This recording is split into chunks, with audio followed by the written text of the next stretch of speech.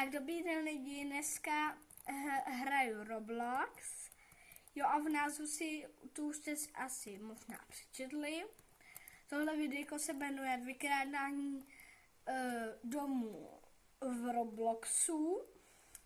Ale nevím, jak to vykrádneme. Tak jdeme ven.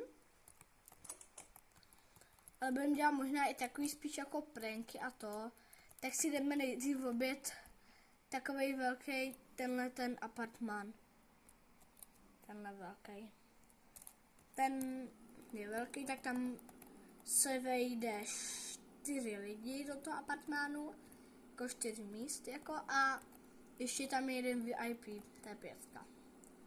Tam je do 4 a pak VIP je ještě 5. Tam jdem.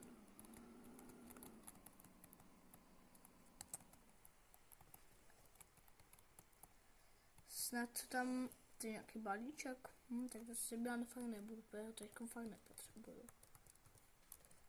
Jo. Tak jdem do jedničky. To je někdo, tak do 2.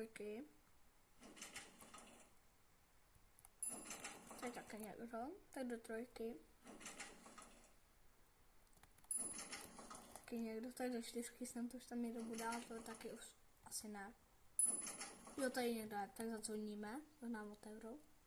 Nemají se tam učit, tak zazvoníme. Budeme zvonit. Pošta, otevřete. Byla tady nějaká krysa. Jsem to asi stál. No tak asi nám neotevře. To je jedno. Tak zkusíme vykrást nějaký samostatný domy. Tady nám neotevřeli. Takže si tam asi moc nevloupáme.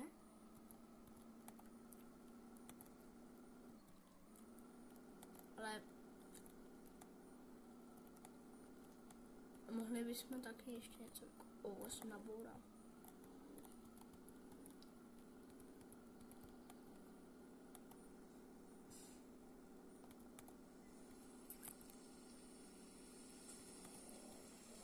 Tak tohle už je budeme vykrat, tak to už bude poslední dům.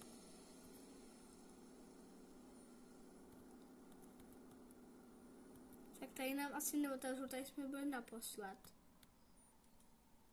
Ale zkusíme zazvonit. Napřed neotevřou. No tak se nám v dnešním videu nic podařit nepovedlo, takže jsme nic nevykradli.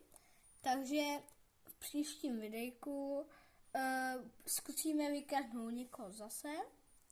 A tak se loučíme a další videjko taky bude v téhle hře a taky na Robloxu a bude se to jmenovat stejně, ale akorát to bude zase 2. Ahoj!